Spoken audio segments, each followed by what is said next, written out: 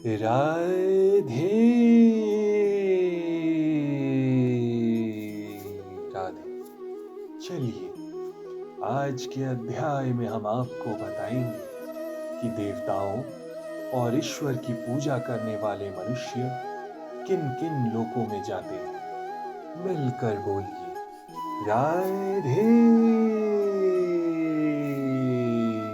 राधे। ऐसी श्रद्धा से समन्वित वो देवता विशेष की पूजा करने का यत्न करता है और अपनी इच्छा की पूर्ति करता है, किंतु वास्तविकता तो ये है कि सारे लाभ केवल मेरे द्वारा प्रदत्त है। देवतागण परमेश्वर की अनुमति के बिना अपने भक्तों को वर नहीं दे सकते। जीव भले ही ये भूल जाए कि प्रत्येक वस्तु परमेश्वर की संपत्ति है, किंतु देवता इसे नहीं भूलते।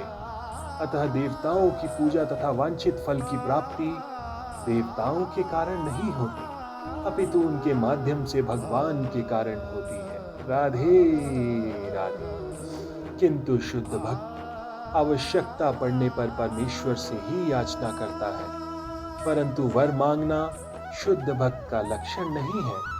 जीव सामान्यतः देवताओं के पास इसलिए जाता है क्योंकि वो अपनी इच्छाओं की पूर्ति के लिए पगलाया रहता है। ऐसा तब होता है जब जीव अनुचित कामना करता है, जिसे स्वयं भगवान पूरा नहीं करते।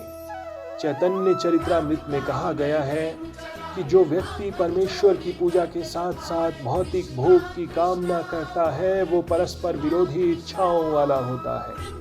परमेश्वर की भक्ति तथा देवताओं की पूजा समान स्तर पर नहीं हो सकती, क्योंकि देवताओं की पूजा भौतिक होती है और परमेश्वर की भक्ति नितांत आध्यात्मिक।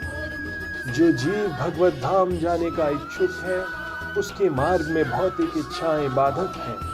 अतः भगवान के शुद्ध भक्त को वे भौतिक लाभ नहीं प्रदान किए जाते जिनकी कामना अल्पज्ञ जीव करते हैं, जिसके कारण वे परमेश्वर की भक्ति न करके देवताओं की पूजा में लगे रहते हैं।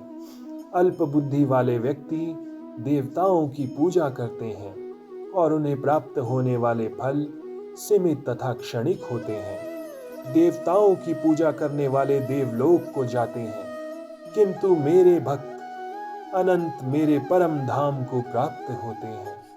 भगवद गीता के कुछ भाष्यकार कहते हैं कि देवता का पूजा करने वाला प्रत्येक व्यक्ति परमेश्वर के पास पहुंच सकता है, किंतु यहाँ स्पष्ट कहा गया है कि देवताओं के उपासक भिन्न लोक को जाते हैं, जहाँ विभिन्न देवता स्थित है। ठीक उसी प्रकार जिस तरह सूर्य की उपासना करने वाला सूर्य को या चंद्रमा का उपासक चंद्रमा को प्राप्त होता है, इसी प्रकार यदि कोई इंद्र जैसे देवता की पूजा करना चाहता है तो उसे पूजे जाने वाले उसी देवता लोक को प्राप्त होगा। ऐसा नहीं है कि जिस किसी की भी देवता की पूजा करने से भगवान को प्राप्त किया जा सकता है। यहाँ पर इसका निषेध किया गया है, क्योंकि ये स्पष्ट कहा गया है कि देवताओं के उपासक भौतिक जगत के अन्य लोकों को जाते हैं, किंतु भगवान का भक्त भगवान के ही परम धाम को जाता है। यहाँ पर प्रश्न उठाया जा सकता है कि यदि विभिन्न देवता परमेश्वर के शरीर के विभिन्न अंग हैं, तो उन सब की पूजा करने से एक जैसा ही फल मिलना चाहिए, किंतु देवताओं के उपासक अल्पज्ञ होते हैं, क्योंकि वे ये नहीं जानते कि शरीर के किसी अंग को भोजन दिया जाए। उनमें से कुछ इतने मूर्ख होते हैं कि वे ये दावा करते हैं कि अंग अनेक हैं, अतः भोजन देने के ढंग भी अनेक हैं, किंतु ये बहुत उचित नहीं है। क्या कोई कानों या आंखों से शरीर को भोजन पहुंचा सकता है? वे ये नहीं जानते कि ये देवता भगवान के विराट शरीर के विभिन्न अंग हैं, और वे अपने अज्ञानवश ये विश्वास कर बैठते हैं कि प्रत्येक देवता पृथक ईश्वर है तथा परमेश्वर का प्रतियोगी है।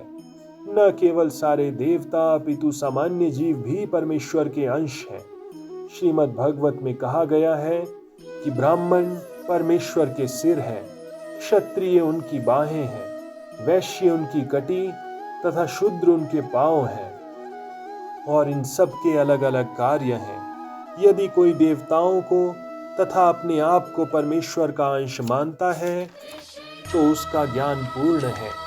किंतु यदि वो इसे ऐसा नहीं समझता तो उसे भिन्न लोकों की प्राप्ति होती है जहाँ देवतागण निवास करते हैं। ये वो गंतव्य नहीं है जहाँ भक्तगण जाते हैं। देवताओं से प्राप्त वर नाशवान होते हैं, क्योंकि इस भौतिक जगत के भीतर सारे लोग, सारे देवता तथा उनके सारे उपासक नाशवान हैं। अतः यहाँ पर स्पष्ट कहा गया है कि ऐसे देवताओं की उपासना करने से प्राप्त होने वाले सारे फल नाशवान होते हैं। अतः ऐसी पूजा केवल अल्पज्ञों द्वारा ही की जाती है, क्योंकि परमेश्वर की भक्ति में कृष्ण भावनामृत में संलग्न व्यक्ति ज्ञान से पूर्ण दिव्य आनंदमय लोक की प्राप्ति करता है। अतः उसकी तथा देवताओं के सामान्य उपासक की उपलब्धियां पृथक पृथक होती हैं। परमेश्वर असीम है, उनका अनुग्रह अनंत है, उनकी दया भी अनंत है। अतः परमेश्वर की अपनी शुद्ध भक्तों पर कृपा भी अनंत है। मिलकर बोलिए राधे राधे राधे।